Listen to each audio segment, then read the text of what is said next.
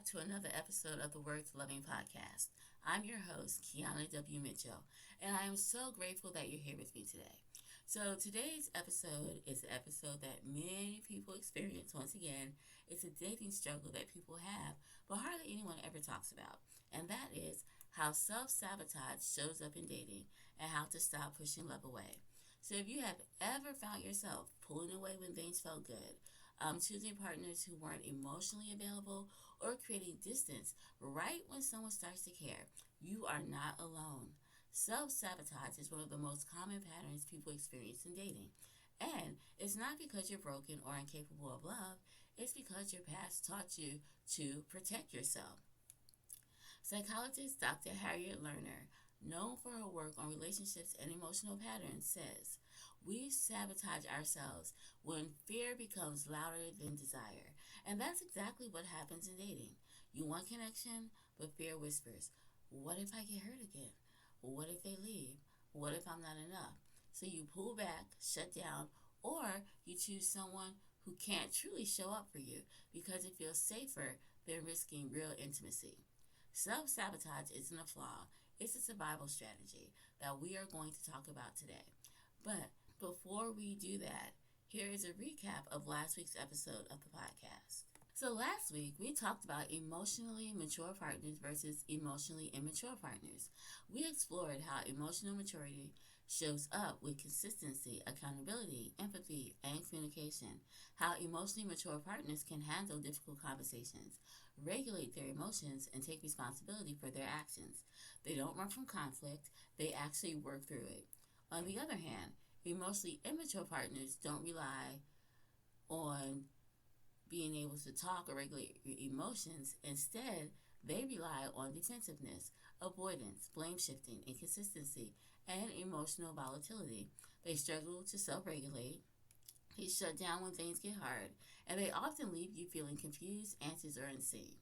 Psychologist Dr. Lindsay Gibson, author of Adult Children of Emotionally Immature Parents, explained that emotionally immature people lack the emotional responsiveness needed for healthy connections. And when you've dated people like this, especially repeatedly, it shapes how you show up in future relationships.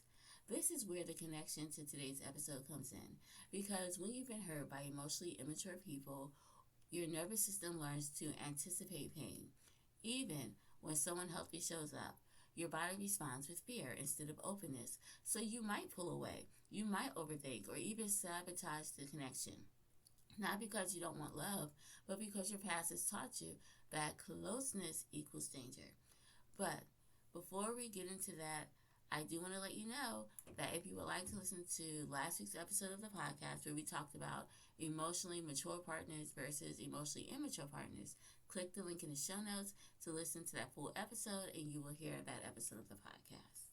Before we get into today's topic, here is an ad from one of our sponsors. Are you repeating the same relationship cycles, attracting emotionally unavailable partners, ignoring red flags you swore you'd never ignore again? It's not you, it's your patterns. Your patterns are not your destiny. They're simply the result of old beliefs, old wounds, and old experiences. And the great thing about this is that you can rewrite them. My free guide shows you how to break the cycles that kept you stuck in unhealthy relationships. Start your healing today by clicking the link below in the show notes to download my free guide, Break Your Relationship Patterns.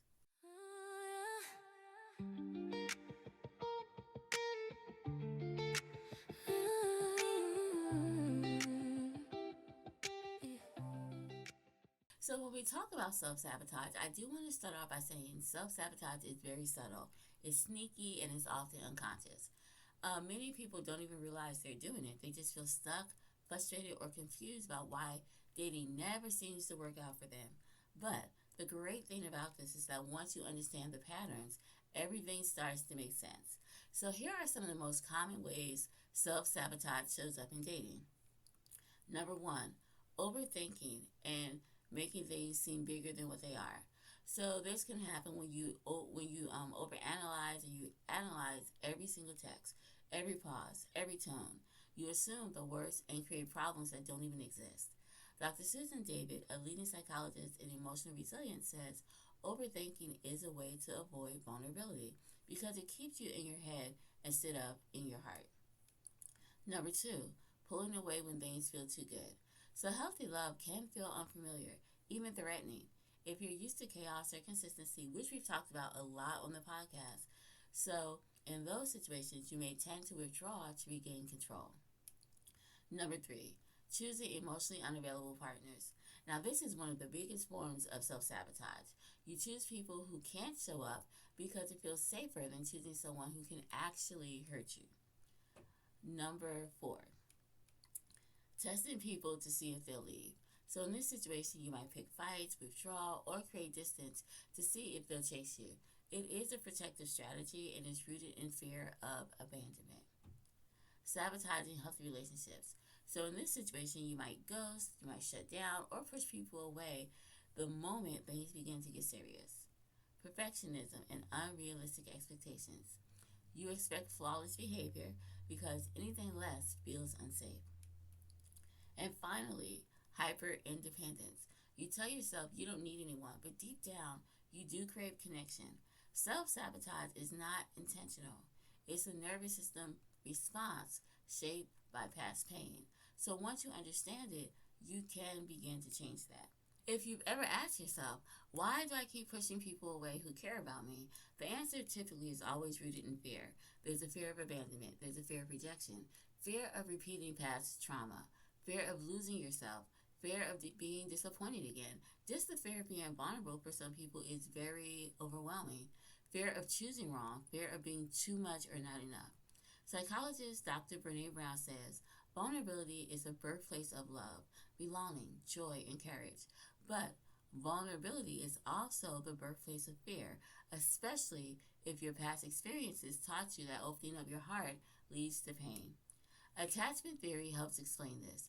So if you grew up with inconsistent love or dated partners who were emotionally unavailable, your nervous system may interpret closeness as danger. So even when someone healthy shows up, your body reacts to anxiety, avoidance, or shutdown. This is why self-sabotage feels so confusing, because you want love deeply, but your body is trying to protect you from what it remembers. Understanding this is the first step toward healing. So when you recognize that your reactions are rooted in fear and not truth, you can begin to respond differently. You can slow down, you can breathe, and choose connections instead of protection. You can stop pushing love away. One of the biggest contributors to self-sabotage is unhealed trauma from toxic or abusive relationships. When you've been mistreated, manipulated, gaslit, or emotionally neglected, your brain and nervous system adapts for survival. Dr. Nadine Burke Harris, a leading expert on trauma, explains that trauma rewires the brain toward hypervigilance. That means your body becomes trained to anticipate danger, even when danger is no longer present. So when someone healthy shows up, your nervous system may still respond as if you're in the toxic relationship. You might shut down emotionally, expect betrayal. You might assume rejection, feel unsafe with consistency. You might distrust kindness, sabotage the connection to regain control. So this is why healing is essential before dating again. Toxic relationships teach you to doubt yourself, silence your needs, and question your worth. They distort your sense of safety and make healthy love feel foreign. Without healing, you may ultimately recreate the same patterns or push away the very love that you desire. This is where therapy becomes incredibly important. A trained therapist can help you understand your patterns, which is so important, so that you realize what is a pattern and what is actually fear. They can help you heal attachment wounds. They can help you rebuild trust, regulate your nervous system, learn healthy communication. They can help you identify red flags early and choose partners who feel emotionally safe.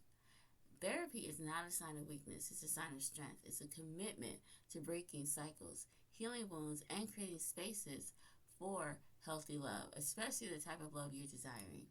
Because you deserve a relationship that feels safe, supportive, and emotionally mature.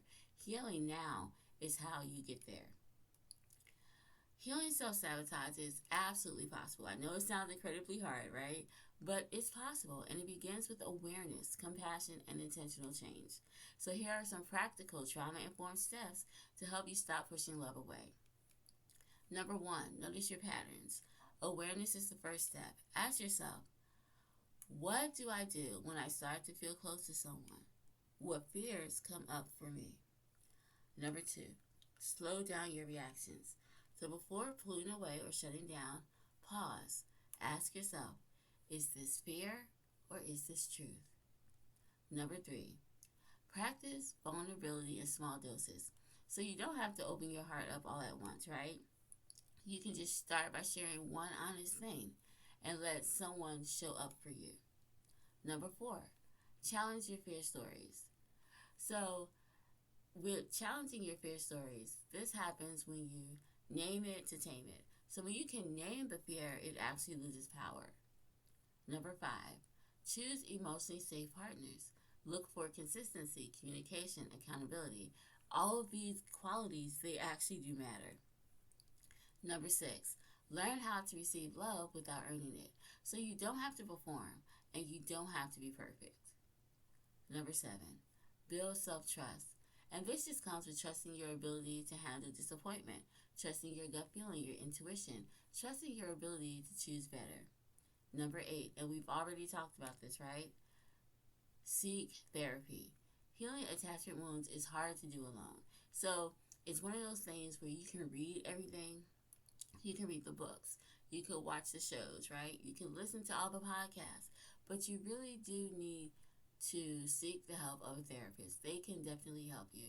It's almost like if you had a broken arm, you wouldn't try to do all of your home try to fix it at home, right? You wouldn't look up, how do I heal a broken arm at home? No, you would go to the doctor. The doctor would cast your arm and give you the medicine you needed so that you can heal, right? Or pain medicine so it stop hurting. But they would definitely put your arm in a cast. If there was surgery needed, they would perform surgery. So they would help your arm begin to heal. So when we think about healing our emotional and our emotional selves, right? It's important for us to seek the help of a doctor or a trained professional. And that would be a therapist or a psychologist. Not because there's anything wrong with you, but sometimes when we are trying to heal and we've been through a lot of trauma, it's very important to get the help of a professional to help you heal. And they can definitely provide the tools, support, and clarity that you need to help you in your healing journey.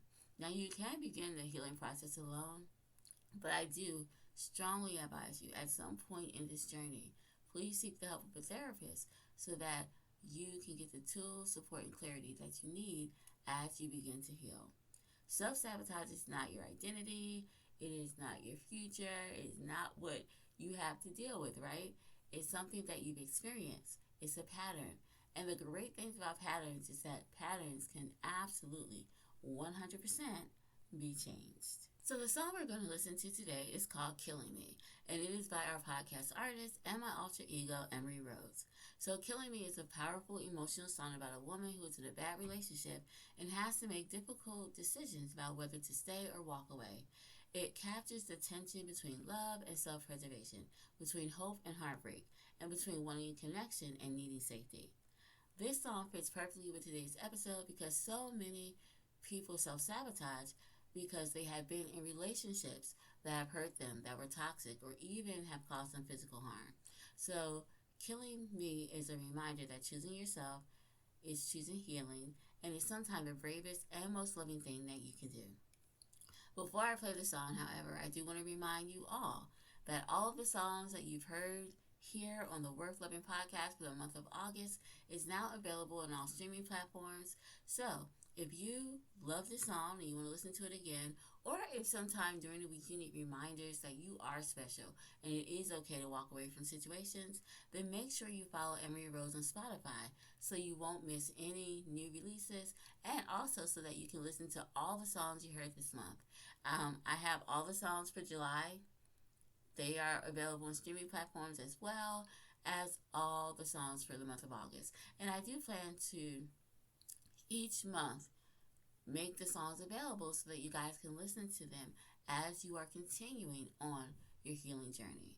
So, here is the song Killing Me by Emory Rose.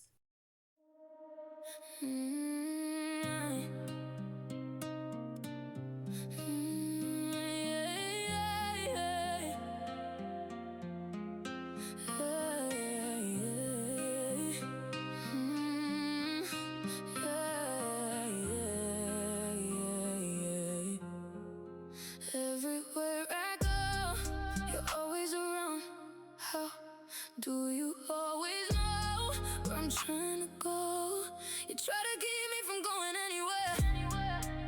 And if I go, you have to be there. I don't know why you think the world revolves around you.